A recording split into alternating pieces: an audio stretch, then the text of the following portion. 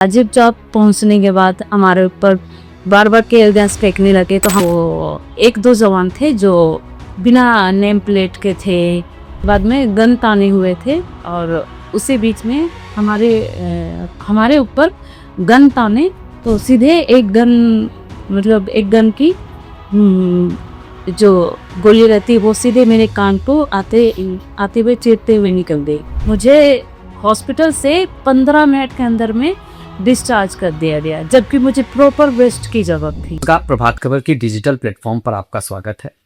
हमारी इस समय मौजूदगी राजधानी के सिनर्जी ग्लोबल हॉस्पिटल में है और हम मौजूद हैं इस समय जेएनजी के इस आंदोलन में शामिल रही नूतन टोप्पो से। पूरा जो माजरा है, जो जंतर मंतर पर क्या दृश्य था, कैसा वहां पर माहौल था, कैसे उन लोगों ने अपने इस आंदोलन को रूप दिया और वो वहां पर कब मौजूद थी, क्या पूरी घटना और क्या उनको परिदृश्य दिखा, उसके बारे में बातचीत करेंगे।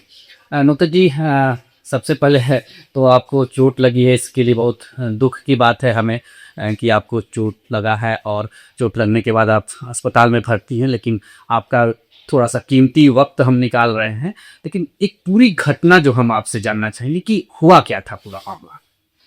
हम लोग का सभी जितने भी पीसफुली प्रोटेस्ट करने वाले सब अच्छे से प्रोटेस्ट कर रहे थे, पीसफुली कर रहे थे और हमें जाना था जंतर मंतर से संसद की ओर, पर हम लोगों को पहले से ही बैरिकेड लगा के रोक दिया गया था, हमें आगे बढ़ने नहीं दिया जाता था।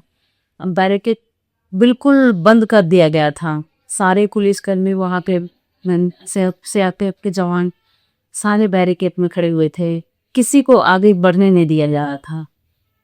और इसी बीच में हम लोग बार बार कोशिश कर रहे थे आगे बढ़ने का, पर जाने ही नहीं दिया गया, हमें बढ़ने ही नहीं दिया गया।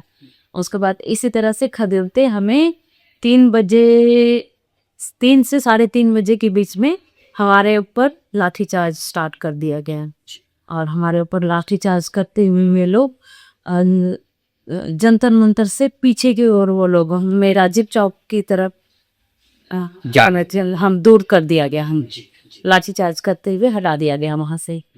उसके बाद में फिर लाठीचार्ज करते करते फिर हम लोगों के ऊपर में टीयर गैस फेंकना स्टार्ट कर दिया वे लोग।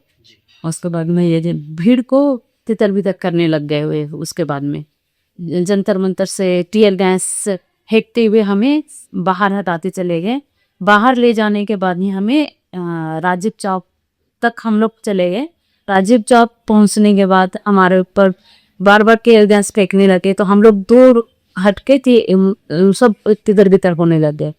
तो इसी बीच में पीछे से सीआरपीएफ के जवान थे, वो एक दो जवान थे जो बिना नेम प्लेट के थे, वर्दी में थे पर बिना नेम प्लेट के थे। कोई बेल्ट नहीं लगाया था, किसी के जूते सही तरीके से नहीं थे, कोई जूते मतलब कोई स्पोर्ट्स शूज पहना तो कोई जूते नहीं पहने थे, और जो विदाउट वर्दी के थे वे भी लाठी पकड़ के हमारे पीछे पड़े हुए थे। अभी बिना वर्दी के भी बहुत सारे लोग थे, 3-4 लोगों को मैं अपने आंखों से देखी। उसके बाद में फिर जब हम लोगों को खदेड़ते हुए बाहर निकाल दिया गया, उसके बाद हम लोग जब राजीव चौक के ऊपर में एक पार्क है, पार्क के ऊपर हम लोग चढ़े हुए थे। उसी टाइम हमें 5 से 5:30 के बीच में हमारे ऊपर में गन तान के 3-4 पुलिसकर्मी खड़े हुए थे। उसके बाद में गन ताने हुए थे और उसी बीच में हमारे ऊपर गन ताने तो सीधे एक गन की जो गोली रहती वो सीधे मेरे कान को आते हुए चीरते हुए निकल गई, इधर सामने के बिल्कुल पास से सट के, और एक कान कट के मतलब अलग हो चुकी थी। अब तो सर्जरी हो गई है, अब जुड़ भी गया है, स्टिचेस भी अच्छे से लग गए हैं।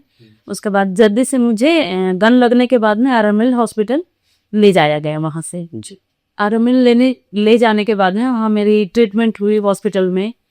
और उसके बाद में 2 घंटे लगे सर्जिकल में, मुझे सर्जरी करने में 2 घंटे लगे। 2 घंटे के बाद फिर मुझे हॉस्पिटल से 15 मिनट के अंदर में डिस्चार्ज कर दिया गया, जबकि मुझे प्रॉपर रेस्ट की ज़रूरत थी। जी। अब मुझे रेस्ट नहीं मिला और जब मैं अपने घर वापस आई, तो घर वापस आने के बाद में फिर तबीयत मेरा बिल्कुल सही नहीं होने लगा। उसका दूसरा दिन मुझे अपना ड्रेसिंग के लिए आना था, तो गुड़गांव से दिल्ली आना जाना मुझे प्रॉब्लम हो रही थी बार-बार। हाँ, तो फिर इसी बीच में मुझे संभालने वाला, मुझे देखभाल करने वाला कोई नहीं था घर पे। वहाँ मेरे कमरे पे दिल्ली गुड़गांव में, तो फिर मैं वहाँ से फिर एक भैया से कॉन्टैक्ट की, राजा भैया, उनसे कॉन्टैक्ट की। वहाँ पे दिल्ली में एक करण नाम करके एक भैया हैं, वो भी मुझसे कॉन्टैक्ट किए। फिर कॉन्टैक्ट करने के बाद में उसने मुझे झारखंड से सभी लोगों से कॉन्टैक्ट करा के फिर मुझे दिल्ली से झारखंड फिर आना ही मतलब पूरा वाकया मुझे लगता है किस कौन सा तिथि था वो? 22 क्या? नहीं 20 तारीख को हुआ ये। अच्छा, आपके साथ जो 20 है और रांची 20 तारीख को हुआ ये। तो आपके साथ घटना 20 की हुई। 20 की। उसके बाद फिर आप रांची कब पहुंची? रांची में 24 तारीख को आई। 24 तारीख को हाँ जी। फिर आप अपने से यहाँ अस्पताल पहुंची। हाँ जी, अस्पताल मुझे एक राजा भैया है, वो लेके आए। लेके आए। हाँ। अच्छा, एक चीज आप तो यहाँ रांची में कहाँ रहती हैं, कहाँ के रहने वाली हैं? मैं रहने वाली हूँ कि झारखंड गुमला से रहने वाली हूँ। गुमला के कहाँ से?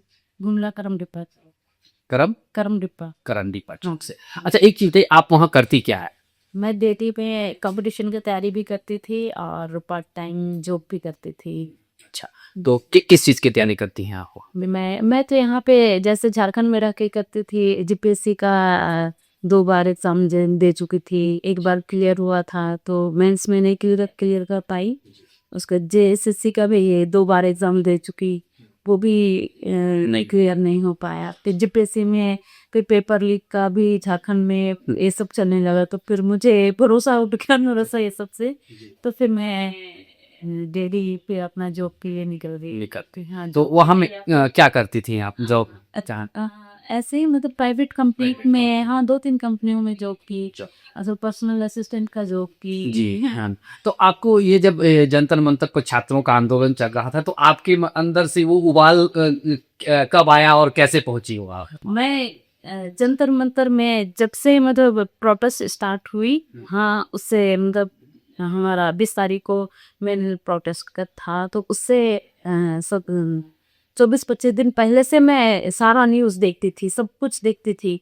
और देख के मुझे मतलब अपने ऊपर लगता था कि मैं भी यंग हूँ, मुझे भी वहाँ जाना चाहिए। जब इतने बच्चे वहाँ पे इकट्ठे होके प्रोटेस्ट कर रहे हैं, भूख हड़ताल कर रहे हैं, अपने मतलब अपना फ्यूचर के लिए लड़ाई कर रहा है, तो मुझे भी तो हक बनता है मैं भी जाऊँ, बच्चों का हेल्प करूँ, मैं उनके साथ में रहूँ, उनके साथ में सपोर्ट करूँ, उनके प्रोटेस्ट में मैं भी जाऊँ। ये सोच के मैं इनके लिए मुझे अच्छा नहीं लगा। सबसे बड़ी बात तो कि नीट लीक हुआ, उसमें बहुत सारे बच्चों के पेरेंट्स को परेशान मैं देखी, क्योंकि सारे बच्चे जो सुसाइड कर चुके थे, उनके पेरेंट्स के ऊपर क्या बीती होगी कि वो लोग कैसे रहेंगे अपने बच्चों के बगैर।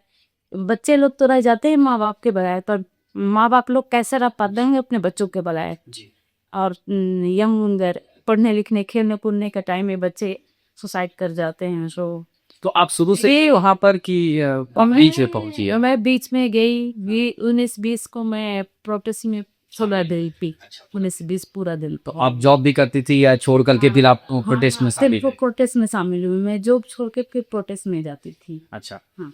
अच्छा, एक चीज जो रील्स और ये सब चीज़ों को लेकर के जो विरोधाभास चल रहा है कि चूंकि मैं वहाँ पे नहीं था, आप वहाँ पे हमारे झारखंड की प्रतिनिधित्व कर रही हो मान रहे हैं, तो आपको क्या लगा कि वहाँ पर जो एक निगेटिव नैरेट बना हुआ है वहाँ पर लोगों का कि अश्लील भद्दी गालियाँ लड़कियों को दे रही थी, तो आपको क्या लगता है कि वहाँ का पूरा माहौल कैसा था? वो जेन्युइन स्टूडेंट्स थे या बाहर के स्टूडेंट्स? जेन्युइन स्टूडेंट थे सारे, मतलब डिसिप्लिन में, सारे स्टूडेंट डिसिप्लिन में। और मतलब वहाँ पे ऐसे लग रहा था, बहुत सेफ फील हो रहा था। मतलब जितने भी स्टूडेंट थे सारे तरीके से महारते थे, हाँ प्रॉपर तरीके से सारे स्टूडेंट, और बहुत ही मतलब वहाँ के सारे स्टूडेंट या तो गरीब के थे या तो अमीर के थे, पर सब एक दूसरे के मतलब बराबर सपोर्ट में थे। मतलब कोई अमीर वहाँ नहीं था, कोई गरीब नहीं था, सब कोई एक साथ था। सब मतलब ऐसे लगता था जैसे भाई बहन हम लोग साथ में बैठे हुए हैं, छोटे से में बैठे हुए हैं, साथ में बातें कर रहे हैं, साथ में खा रहे हैं, साथ में मतलब बातें कर रहे हैं। बहुत ही अच्छा था और हमारा डिसिप्लिन तो बहुत ही अच्छा था और प्रोटेस्ट भी बहुत मतलब पीसफुली ही हुआ है हमारा प्रोटेस्ट। जी। हाँ, आपको क्या लगता है कि जो मुख्य मुद्दा है जो ये छात्रों का कि धर्मेंद्र प्रधान का इस्तीफा देना, तो उससे क्या आपको ये लगता है कि इस्तीफा देने के बाद से नीट का जो एग्जाम जो लीक हो रहे हैं उस पर या जो गवर्नमेंट अभी जो काम कर रही है उससे आपको लगता है कि ये अब जो ये लीक जो पेपर लीक का जो मामला है वो रुकेगा? हाँ, ये तो सरकार के ऊपर डिपेंड करती है कि पेपर लीक जो हुआ, इतने सारे बच्चे लोग अपने जान गंवाए, वो आगे ना हो। पर सरकार से मैं ये भी रिक्वेस्ट करूंगी कि बच्चों के भविष्य के लिए थोड़ी गंभीरता से सोचे और जो पेपर लीक्स हो रहे हैं वो ना हो, चाहे नीट के हो या फिर कोई भी पेपर, कोई भी जैसे हमारे झारखंड में जीपीएससी जेएसएससी ये सब भी ना हो तो ही बेटर होगा। क्योंकि हम लोग कभी भी अपने मतलब भविष्य में सोचे नहीं कि हमारे मतलब जीवन में ऐसे कभी होगा कि पेपर लीक की जैसे, ऐसे तो होना ही नहीं चाहिए। क्योंकि ये बच्चों के भरोसे की बात है और जैसे अमीर लोग अमीर होते जाएंगे, फिर गरीब लोग टैलेंटेड लोग, उनके लिए तो कोई प्लेस ही नहीं रहेगा फिर हमारे लिए। जैसे आप कहाँ तक पढ़ी हैं? मैं तो पॉलिटिकल साइंस में मास्टर्स की हूँ, रांची यूनिवर्सिटी रांची से ही। और फिजिकल एजुकेशन का मैं पढ़ाई की हूँ मध्य प्रदेश भोपाल से। तो आपको आप क्या सपना सोच करके चली थी, मतलब आपको क्या उम्मीद था, क्या बनना चाहती थी आप? मैं तो म, बचपन में मैं खेलना मुझे बहुत पसंद था। खेल के साथ साथ में पढ़ाई भी की, पढ़ाई के साथ साथ में अपना फैमिली भी मैं संभाली। ये तो फैमिली की बात है। जी। पर गेम मुझे बहुत पसंद था। फिर गेम के बीच में हमारा फैमिली भी आता था ना, कुछ फैमिली संभालना था, तो उस बीच में गेम छोड़ना पड़ा मुझे। और गेम छोड़ने के बाद में फिर मेरी पढ़ाई भी थी, तो फिर मैं पढ़ाई भी अपना जारी रखी। और उसके बाद में पढ़ाई करते करते फिर मुझे लगा कि सफलता नहीं नहीं मिल पा रही है। पढ़ाई करते करते फिर कोशिश करते रही मैं, अपने कंपटीशन का एग्जाम कर देते रही। रांची में आके कई मतलब एग्जाम दी, जेएसएससी जेपीएससी, और कुछ कुछ नंबरों से मतलब छूटता चला गया। तो फिर मैं डेरी चली गई अपना, चलो इसी बीच मेरा तैयारी भी होते रहेगा, कुछ जॉब भी और जरूरत करिए आएगा। जैसे भी फिजिकल एजुकेशन में कर ली हूँ, तो मुझे लगा कि चलो स्पोर्ट्स टीचर के लिए अगर वैकेंसी निकल जाएगी तो उसका वैकेंसी फॉर्म भर के फिर मैं उसी का तैयारी भी कर रही थी। मैं फिजिकल एजुकेशन का फॉर्म भी भरूंगी और जो बोर्ड हो जाएगा तो मैं वापस आ जाऊंगी रांची।